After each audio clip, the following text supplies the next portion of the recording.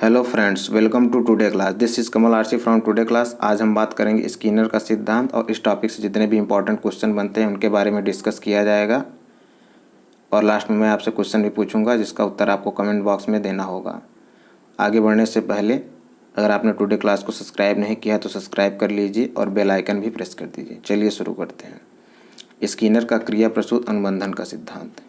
Skinner का पूरा नाम BF स्किनर है। यह अमेरिका के मनोवैज्ञानिक हैं। तो क्वेश्चन यहाँ से बनता है कि BF स्किनर कहाँ के मनोवैज्ञानिक हैं। तो याद रखेंगे अमेरिका के मनोवैज्ञानिक हैं। इन्होंने 2 पुस्तक लिखी, the behaviour of organism, the selection of behaviour. यहाँ शब्द है बिहेवियर, यानी कि जहाँ बिहेवियर शब्द होगा वहाँ पर ज़्यादा संभावना होगी कि वह पुस्तक BF स्किनर की हो। इनके सिद्धांत को क्रिया प्रसूत अनुबंधन सिद्धांत या अधिगम सिद्धांत या आंतरिक अनुबंधन सिद्धांत, साधनात्मक अनुबंधन सिद्धांत, नैमित्तिक अनुबंधन सिद्धांत या आर टाइप थियरी भी कहा जाता है। शब्द है क्रिया प्रसूत, तो इसको बाद में डिस्कस किया जाएगा, लेकिन पहले देखते हैं यांत्रिक क्या है। यांत्रिक यानी कि इंग्लिश में इंस्ट्रूमेंटल कहते हैं।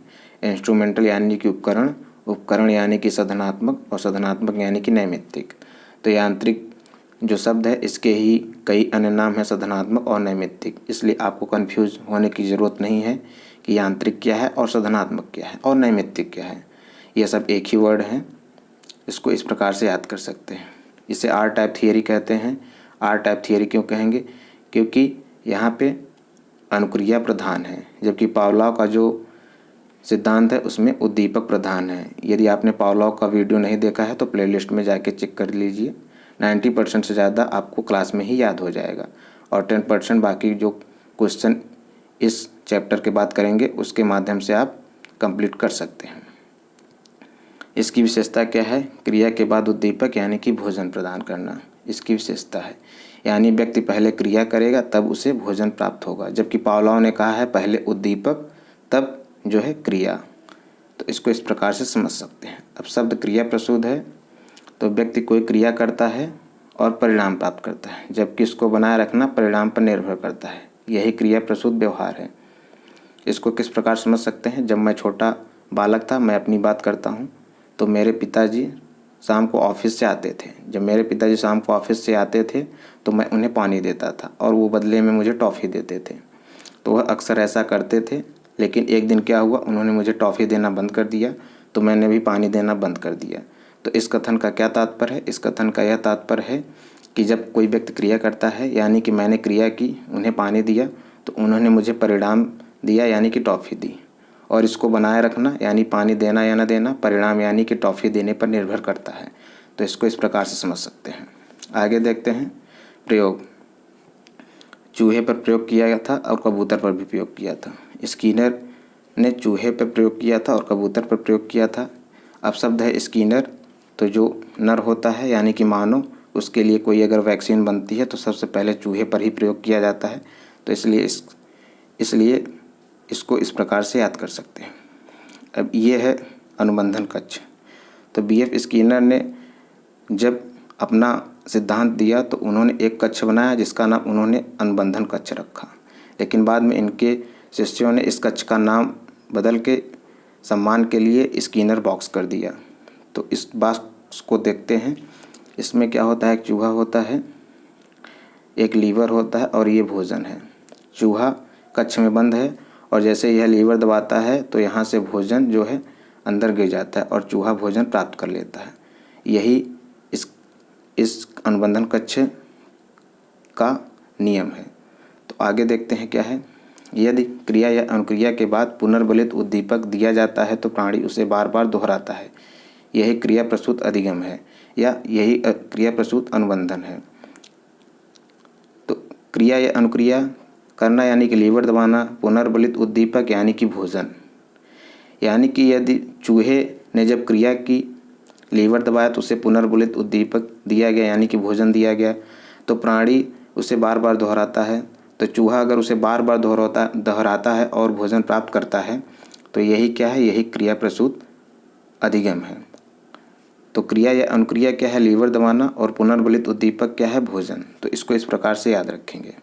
आगे देखते हैं। शब्द है पुनर्बलन। पुनर्बलन क्या है? पुनर्बलन दो प्रकार का है, पहला है सकारात्मक, दूसरा है नकारात्मक। सकारात्मक यानी कि शाबाशी देना, पुरस्कार देना और प्रशंसा करना, और नकारात्मक है दंड, भय, क्रोध आदि देना। मतलब ऐसा व्यवहार जो सकारात्मक दृष्टिकोण उत्पन्न करे तो उसे सकारात्मक पुनर्बलन कहेंगे, और ऐसा व्यवहार जो नकारात्मक पुनर्बलन उत्पन्न करे उसे नकारात्मक व्यवहार कहेंगे। जैसे कोई बालक है, अगर उसकी प्रशंसा की जाए, उसे अच्छे कार्य के लिए पुरस्कार दिया जाए तो उससे सकारात्मक पुनर्बलन कहेंगे। वहीं पे कोई बालक है जो ऐसा काम करता है जो सामाजिक दृष्टि से सही नहीं है, तो कोई अध्यापक है तो उसे नकारात्मक पुनर्बलन के तहत भय, दंड, क्रोध आदि दे सकता है। तो इस प्रकार पुनर्बलन को याद रखेंगे। अब एक क्वेश्चन इम्पॉर्टेंट बनता है कि किस मनोवैज्ञानिक ने अपने सिद्धांत को पुनर्बलन को महत्व दिया। तो B.F. स्किनर ने अपने सिद्धांत में पुनर्बलन को महत्व दिया, जबकि वहीं पे पुनर्बलन का सिद्धांत क्लार्क एल हेल ने दिया है। तो क्वेश्चन बनता है कि पुनर्बलन का महत्व किसने दिया, तो दोनों ऑप्शन रहेंगे, तो B.F. स्किनर होगा, जबकि सिद्धांत की बात की जाएगी तो क्लार्क एंड एल होगा। अब शब्द है अनुबंधन। अनुबंधन क्या है? किसी प्राणी या किसी दूसरे प्राणी के प्रति लगाव या संबंध अनुबंधन कहलाता है। किसी प्राणी का किसी दूसरे प्राणी या वस्तु भी कर सकते हैं यहाँ पे हम, के प्रति लगाव या संबंध अनुबंधन कहलाता है।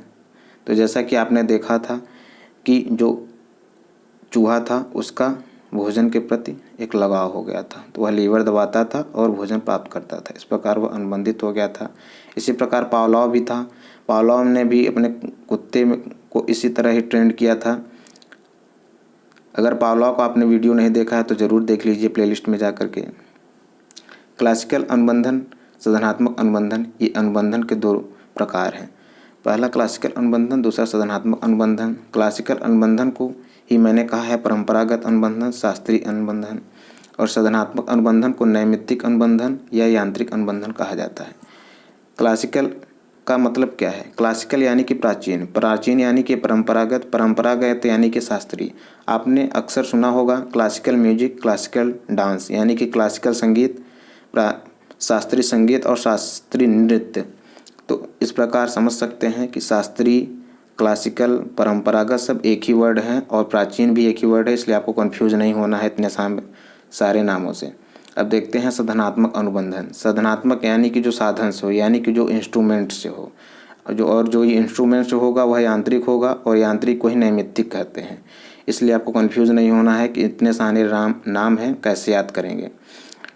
इनका संबंध पावलोव से है, इसका संबंध B.F. स्किनर से है।